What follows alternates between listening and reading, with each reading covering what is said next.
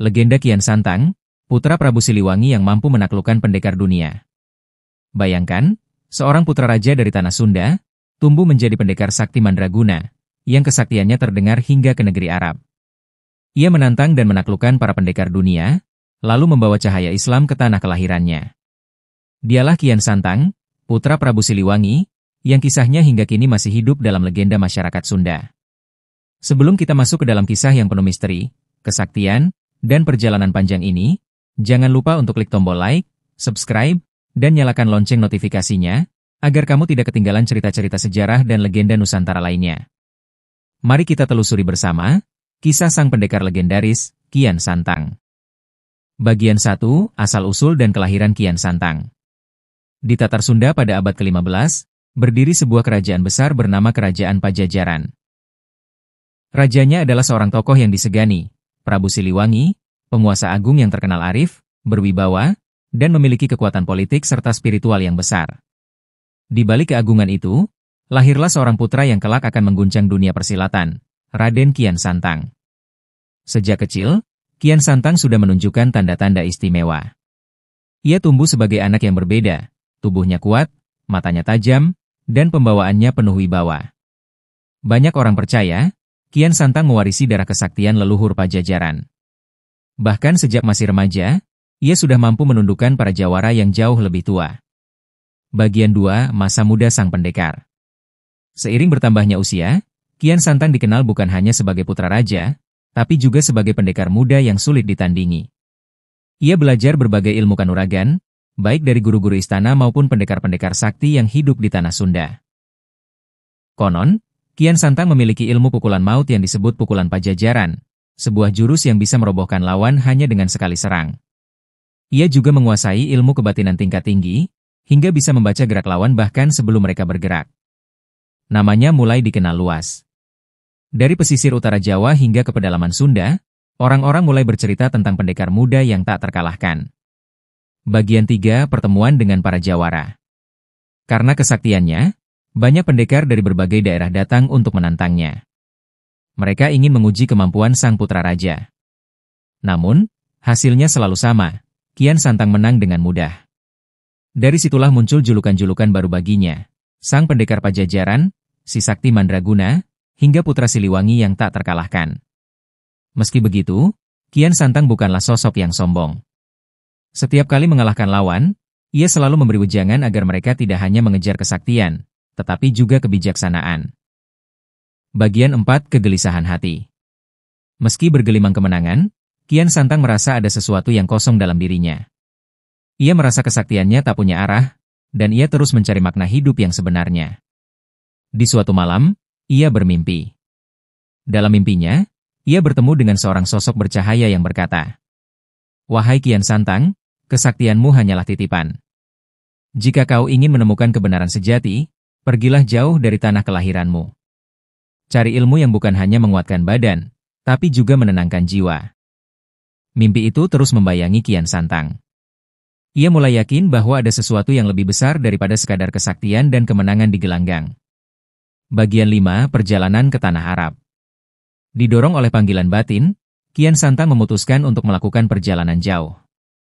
Ia meninggalkan tanah Sunda, menyeberangi laut, dan melakukan perjalanan panjang menuju Tanah Arab. Di Mekah, ia bertemu dengan ulama-ulama besar dan mendengar dakwah tentang Islam. Kian Santang merasa hatinya tersentuh. Ia menemukan apa yang selama ini ia cari, sebuah kebenaran yang menenangkan jiwa. Tak lama kemudian, ia pun memeluk Islam dan berguru pada para ulama di Mekah. Bagian 6, Ujian kesaktian di negeri Arab. Namun perjalanan spiritualnya tidak berjalan mulus. Nama Kian Santang yang cepat terkenal sebagai pendekar sakti dari timur jauh membuat para jawara Arab penasaran. Satu persatu, para pendekar dunia datang menantangnya. Ada yang menguasai pedang, ada yang ahli tombak, ada pula yang menguasai ilmu sihir. Kian Santang menghadapi mereka dengan tenang. Dengan jurus-jurus andalan Pajajaran yang dipadukan dengan ilmu baru yang ia pelajari, satu persatu lawan bisa ia kalahkan. Konon, pertarungan paling dahsyat adalah ketika Kian Santang berhadapan dengan seorang pendekar Arab yang konon tak terkalahkan. Pertarungan berlangsung berhari-hari, hingga akhirnya Kian Santang keluar sebagai pemenang. Sejak saat itu, namanya semakin melegenda. Ia disebut-sebut sebagai pendekar dunia yang mampu menaklukkan siapa saja. Bagian 7, kembali ke tanah Sunda. Setelah bertahun-tahun menimba ilmu, baik lahir maupun batin, Kian Santang memutuskan untuk kembali ke tanah kelahirannya. Ia kembali sebagai sosok yang berbeda. Bukan hanya pendekar sakti, tapi juga seorang mubalik yang siap menyebarkan ajaran Islam. Di tanah Sunda, ia mulai berdakwah. Ia mendatangi kampung-kampung, berbicara kepada rakyat, dan memperkenalkan ajaran Islam dengan cara yang bijak. Banyak orang yang akhirnya masuk Islam karena melihat ketulusan dan karomah Kian Santang. Bagian 8, dakwah yang penuh tantangan. Namun, jalannya tidak selalu mudah.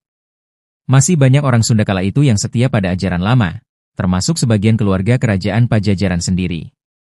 Bahkan, ada yang menentang keras dakwah Kian Santang. Mereka menganggap ajaran baru itu akan meruntuhkan tradisi leluhur. Tapi Kian Santang tidak gentar. Ia tetap berdakwah dengan sabar, dan lambat laun, semakin banyak rakyat Pajajaran yang memeluk Islam. Bagian 9, warisan kesaktian dan karomah. Kian Santang tidak hanya dikenang sebagai seorang penyebar agama, tetapi juga sebagai tokoh yang memiliki karomah luar biasa. Konon, ia bisa berjalan di atas air, menghilang, bahkan berpindah tempat dalam sekejap. Karomah ini membuat dakwahnya semakin dihormati. Banyak masyarakat percaya, kesaktiannya tetap ada hingga kini. Bahkan, ada yang meyakini bahwa Kian Santang tidak benar-benar meninggal, melainkan moksa atau menghilang secara gaib. Bagian 10, jejak Kian Santang dalam budaya Sunda. Hingga ratusan tahun setelah wafatnya, nama Kian Santang tetap harum dalam ingatan masyarakat Sunda.